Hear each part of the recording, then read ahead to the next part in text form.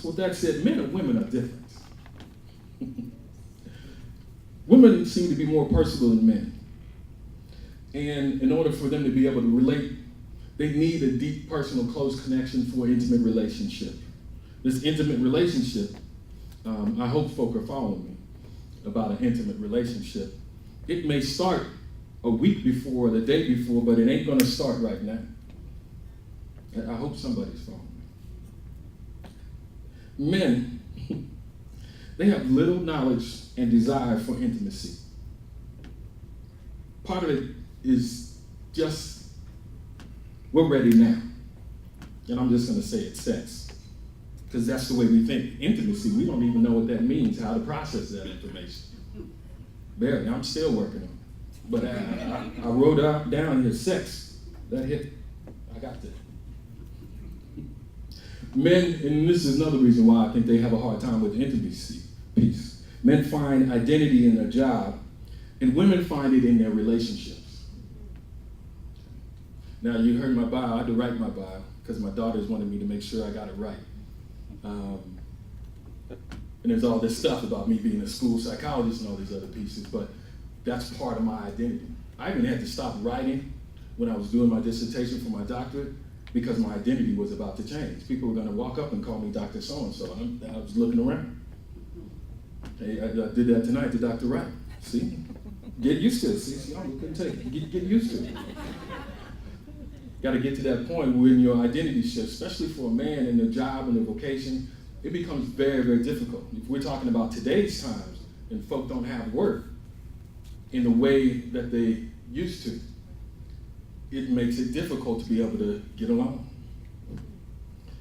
Women live longer. They pace themselves a lot better than men. My wife says, "Oh, you're going surfing again." You can at least let somebody know in case you drown, get eaten by a shark. And I'm not thinking about that. I'm just thinking I'm going out the door, I'm gonna do my thing. I'll be back.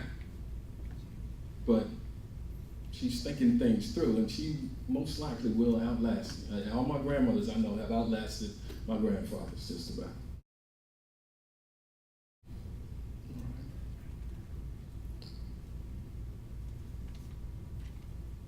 Some stats on marriage and divorce. And I started looking at these stats, and I was thinking, because I wanted to make sure. I thought they were just bad. I thought they were really, really bad. They're a little better than I thought at first. But California, nearly 40% of all newborns are born to unmarried parents. For black families, it's about 2/3 with both parents. It does not account, though, for some of the families who stay around to raise their kids, however they can. Even if they're not living in the same home, a father or a mother will do whatever they can to make sure that they make those connections. Now, the rates on divorce are actually very hard to find. Most of the stats, they vary from 40% to 70%. This is in California and across the country. Because people still, they like to come back together. People still get married. About 90% of folk will get married at some point in their lifetime between the age of 18 and 50. It's gonna happen. So in California in 1849, and this is just a little tidbit I found on California women, they have more options, it seemed to be, than 1849, so they have a little bit more incentive to let a man go and go find another. Which makes California unique, I think, in its development ongoing, that women in California are a lot more independent. So that means that men, we gotta rise to the challenge. I'm raising 2 daughters, so I gotta make sure that definitely they're independent, but also that they're ready for this whole Harmonee challenge. Yeah, so these stats again, they're kind of hard to follow with this divorce rate and this ebb and flow, and the marriage rate, for sure, because people just keep falling in love any old way. And although some folk may call it cohabitation, commonwealth, whatever, or having to deal with the court system to go ahead and validate what they already knew, we're still working to be together. Now, another place I thought of, because we're thinking pretty generally, but I thought of the job and the workplace. And for the past 40 years, women had the highest rate of academic achievement, which has led to the highest rates of graduation. So although men are still going to college, they're not graduating as fast as women.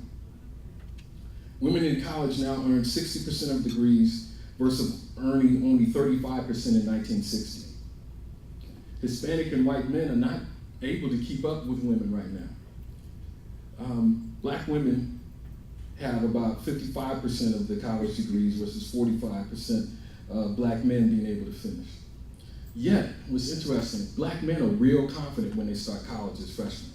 They think they're going to do really well, even though the women are getting better grades than the men. So if I were to take it back to elementary school, the little sisters, and I got two brilliant daughters who are getting all A's. They're getting all A's in school. The boys are not as invested in doing well academically. Our society has been brought us to the point where we're stuck in this idea that everybody has to go to college. I got some school counselors in here, they know what I'm talking about, where they tell every kid that you've got to go to college. And if you don't, then your life is not successful. I'm just trying to keep it real. So when this family comes together at some point, because young people do discover sex whether we talk about it or not. And my daughter's about through with me, because every spring I have a conversation and I add on a little bit more. First 3 years she didn't believe me. Yeah, Mom actually lets you go in the bedroom like that, Dad? No, I don't believe it. Don't believe it. And Grandma and Grandpa, yeah. I said, yeah, baby, it happens. But you gotta have that conversation. Just putting a plug in there for that conversation. But they're there, and to some degree they're competing for the same jobs now as well.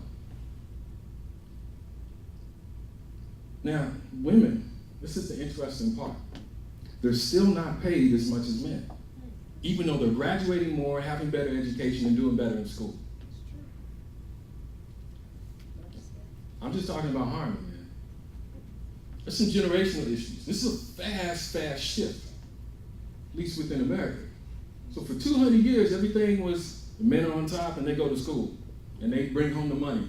Then in the past 40 years, it's completely shifted. Rapid shifts in college jobs, yet women still earn less money than men. This leads to some serious tension. I don't know about y'all, but my wife makes more than me. I got more education than her in regards to what they say education is. She's a whole lot smarter than me too, that's why I'm married. But that's just the situation. Now, at one point when we first started, we were making about the same, and I may have been making a little more, but the way the job market is right now, I know a lot of folk who are in that situation. And so if you have inside your head that I need to be doing this, or I need to be earning more, even if you are consciously trying to tell yourself it's okay, there's still little voices or remnants from this society keep telling you, I gotta do better.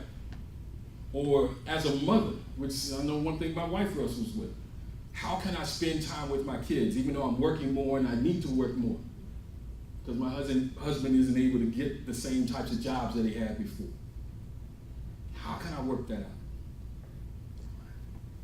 So it's difficult raising kids with all this hard work to meet these different expectations. So I'm gonna be real, my father, he does not know how to cook a thing. He can't cook toast in the toaster with the timer on it. I don't know how many times. I remember growing up, my dad would run in the room and I'd smell just burntness everywhere. My mom would come home and say, your father's been cooking again. Even though my mother worked just as long as he did. And my mom would go ahead and make the meals. So this is what I saw growing up, and I'm a little challenged to be able to explain to my daughters that the roles are different now. And I really don't know, because my parents couldn't explain it to me because things were happening so fast. They didn't even have the words to catch up to break it down. All they could do was show it to me.